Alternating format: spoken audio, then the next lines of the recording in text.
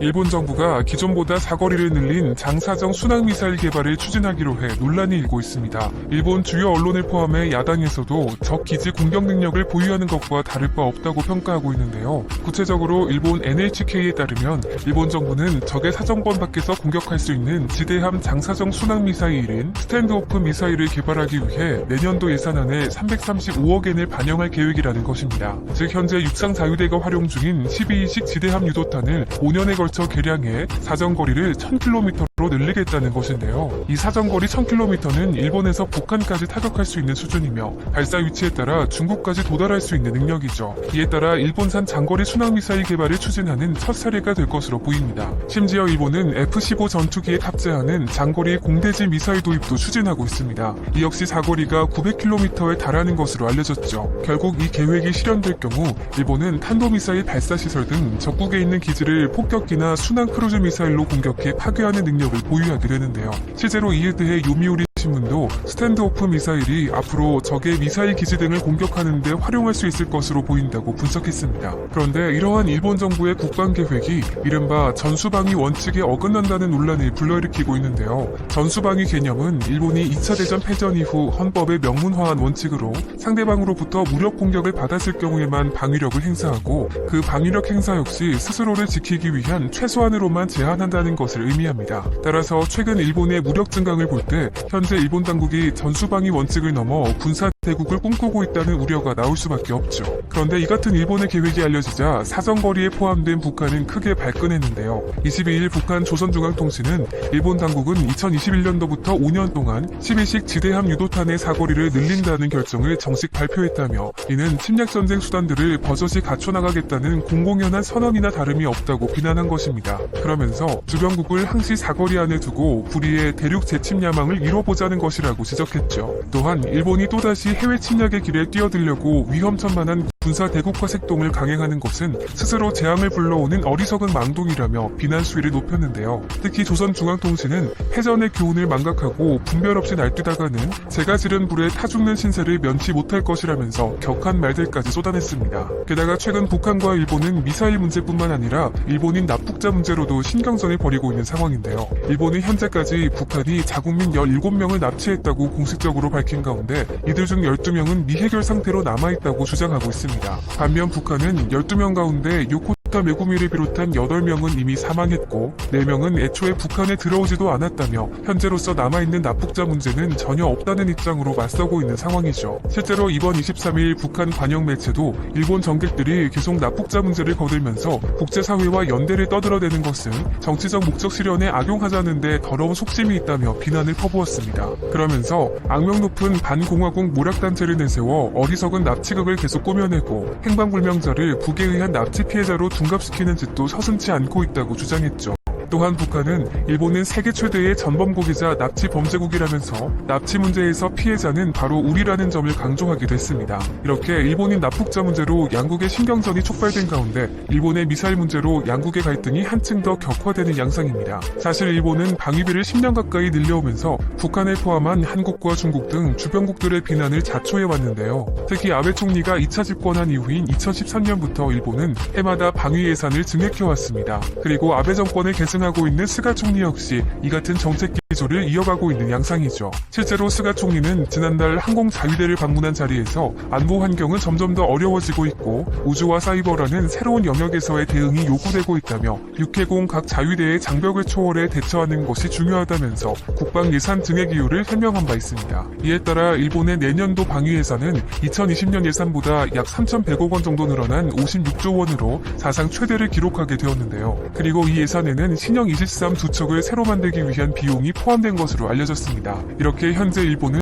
특히 해군과 공군 능력 향상에 역점을 두고 있다는 것을 파악할 수 있죠. 이로 인해 우리나라를 포함한 북한과 중국, 러시아와의 군사적 충돌 가능성도 점점 높아지고 있는 상황입니다. 한편 일본의 군사력 확대는 표면적으로 보았을 때 한국보다는 러시아와 중국에 대응하기 위함일 가능성이 높은데요. 우선 이번 22일 중국과 러시아가 합동 군사훈련을 벌이면서 중국 군용기 4대가 잇따라 한국 방공식별구역에 진입한 뒤 러시아의 폭격기와 조기 경보통제기 등 15대가 한국의 방공식별구역을 침범한 일이 있었습니다. 이에 우리 군 당국은 이들 군용기가 영공을 침범하진 않았지만 방공식별구역 침범 후 독도 동북쪽으로 벗어났다며 우리 군 역시 대응 조치를 취했다고 밝혔죠. 사실 중국과 러시아 항공기는 이전에도 수십 차례 우리 방공식별구역에 진입한 적이 있습니다. 물론 영공과 다른 개념인 방공식별구역은 다른 나라가 진입한다고 해도 국제법 위반이 아니며 그 나라를 침략한 것도 아닌데요. 그럼에도 불구하고 방공식별구역에 진입한다는 것은 해당 국가가 어떻게 대응하는지를 파악하기 위한 의도가 담겨있죠.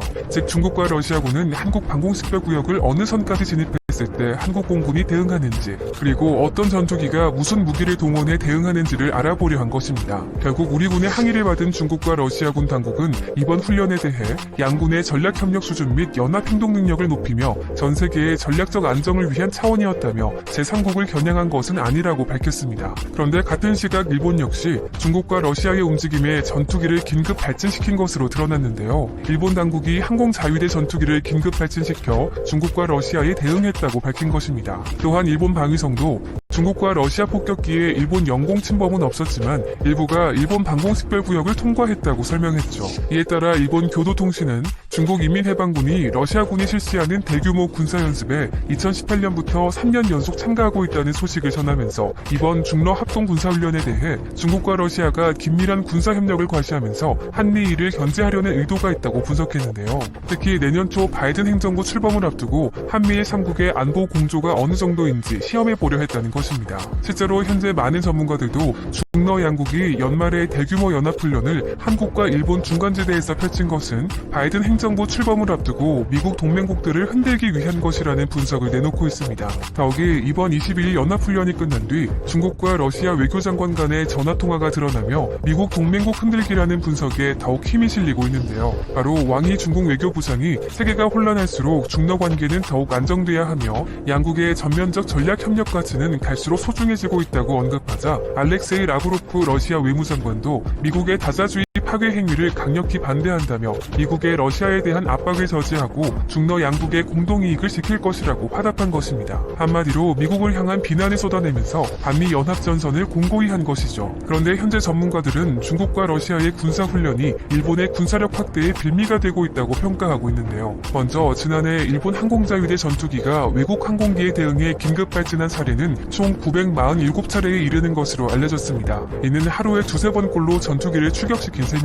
특히 중국 항공기에 대응해 675회나 추격했고 러시아를 상대로는 268번 긴급 발진한 것으로 나타났습니다. 그런데 최근 일본이 군사행동을 늘리는 배경에는 미국도 빠질 수 없습니다. 왜냐하면 중국과 러시아가 군사적으로 밀착하면서 미국 역시 동북아시아에서 군사적 주도권을 놓치지 않기 위해 노력하고 있기 때문인데요. 실제로 미국은 중국과 러시아의 합동훈련이 끝나자마자 23일 B-1B 전략폭격기 2대를 남중국해로 긴급 출격시켜 무력 시위를 벌였습니다. 태평양 괌에 있는 앤더슨 공군기지에서 이륙한 B-1B 폭격기가 필리핀과 대만 사이 해상을 통과해 남중국해로 비행한 것이죠. 결국 중국과 러시아가 한국과 일본 주변에서 폭격기 등을 동원해 연합훈련을 벌인 뒤 하루 만에 미국이 B-1B 폭격기를 전개시켰다는 것은 앞으로도 미국이 중국과 러시아의 영향력 확대를 가만히 지켜만 보지 않겠다라는 의지를 보여준 것입니다. 그런데 미국 홀로 중국과 러시아 연합에 대응할 수 없는데요. 따라서 미국 입장에서는 일본의 군사력이 어쩔 수 없이 필요한 상황이라는 것입니다. 이를 보여주듯 앞서 지난 17일 미국과 일본은 B-1B 폭격기와 일본 공군 자위대 소속 전투기 15대 등을 동원해 합동훈련을 벌이기도 했죠. 이에 대해 일본은 미일 양국의 대응 능력을 강화하고 전술 능력을 향상시키기 위한 목적이라고 설명했습니다. 심지어 현재 전문가들조차 미국과 일본의 군사연합이 강화될수록 일본의 자체 군사력까지 향상되고 있다고 판단하고 있죠. 게다가 최근 일본의 방위비 증액 역시 미국과의 연합 군사 능력을 키우기 위한 성격이라는 분석도 나오고 있는 상황입니다. 하지만 일본의 군사력 확대는 당장 우리에게도 위협으로 다가오고 있는데요. 한국과 일본이 독도 문제를 두고 동해안에서 신경전을 벌이고 있는 상황에서 양국이 해군과 공군 능력을 강화하면서 지난 2018년 일본의 초계기 도발 사건과 같은 충돌이 잦아질 것이라는 우려가 나오고 있는 것입니다. 구체적으로 2년 전 우리 해군이 동해상에서 북한 조난 선박을 구조하는 과정에서 일본 해상 초계기가 저공 비행을 하며 우리 군을 향해 위협 행동을 벌인 바 있습니다. 당시 일본은 우리 군이 일본 해상 초계기를 향해 사격 통제 레이더를 가동했다면서 오히려 우리 군을 비난하기까지 했죠. 이후에도 일본은 여러 차례 초계기를 동원해 우리 해군에 근접 비행하면서 위협을 가했었는데요. 결국 전문가들은 향후 이 같은 갈등이 더욱 빈번해질 수 있다고 우려하고 있습니다. 이에 따라 우리 군은 일본과 중국, 러시아 등의 위협에 대비해